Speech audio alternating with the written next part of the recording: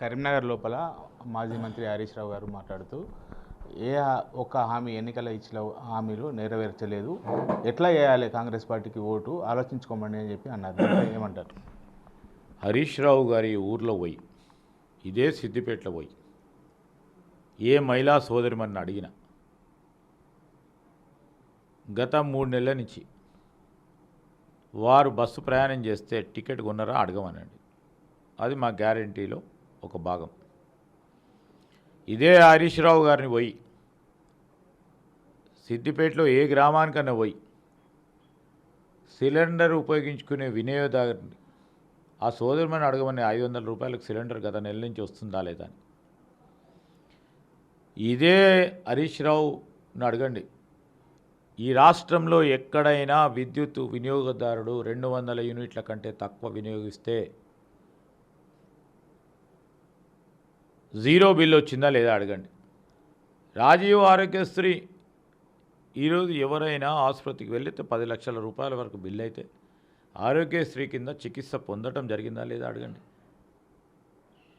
మాకు సంబంధించి మేము ఇల్లులు ఇస్తామన్నాం, పేదవారికి 5 లక్షల రూపాయలతో 2 బెడ్రూమ్ల ఇల్లు కల్పిస్తామని చెప్పాం. ప్రభుత్వం పాలసీ నిర్ణయం తీసుకుంది ఎలక్షన్ కోడ్ రాకముందు. దాని విధానాలను ఏర్పాటు చేస్తూ ఉన్నారు. దాన్ని అమలు తీసుకొచ్చే కార్యక్రమం జరుగుతుందా లేదా వారిని అడగమని చెప్తా ఉన్నాం. ఇదేమైనా వారలాగా మాయా ప్రపంచం చూపెట్టి 10 సంవత్సరాలు ప్రభుత్వాన్ని నడిపించే విధానం కాదు. ఇది ప్రాక్టికల్గా రాష్ట్ర ఆర్థిక వ్యవస్థను దృష్టిలో పెట్టుకొని ఒకటి తర్వాత ఒకటి పూర్తి స్థాయిలో మేము ఇచ్చిన వాగ్దానాలన్నింటి పూరించే కార్యాచరణ తీసుకుంటాము. వారికి ఆందోళన వద్దు, వారికి సందేహాలు వద్దు. టీఆర్ఎస్ పార్టీకి అనేక సందేహాలు ఉన్నాయి. వాళ్ళలాగా మాయా ప్రపంచాన్ని చూపెట్టి ఓట్లు దండుకునే ప్రయత్నం ఎప్పుడూ కాంగ్రెస్ పార్టీ చేయదు.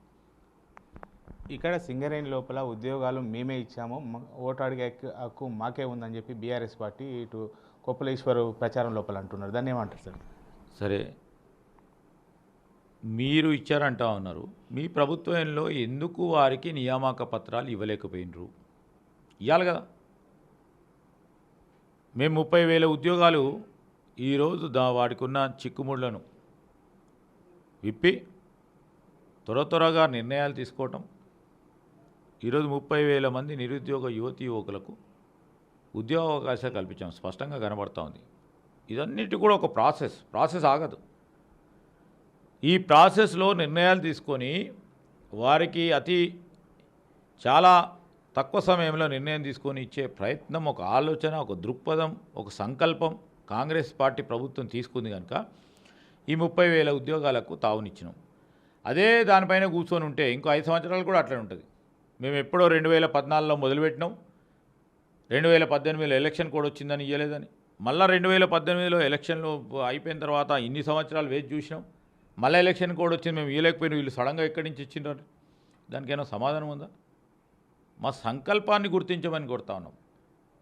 ఉద్యోగాలకు సంబంధించిన ప్రక్రియ అయినప్పటికీ వారికి చిత్తశుద్ధి లేకుండా మాట వరకు ఉద్యోగాలు నియామకాలు చేస్తామని చెప్పి ప్రక్రియ మొదలుపెట్టి కంప్లీట్ అయ్యే కార్యక్రమం ఒక ఎలక్షన్ కంటే 2 నెలల 3 నెలల ముందు జరగాల్సి ఉన్నప్పటికీ ఇప్పటికి ఆపండి, చేయలేము అని నిరుద్యోగ యువకులను పక్కదారి పట్టించి ఓ భ్రమ కల్పించి చేసింది వారి ప్రభుత్వం.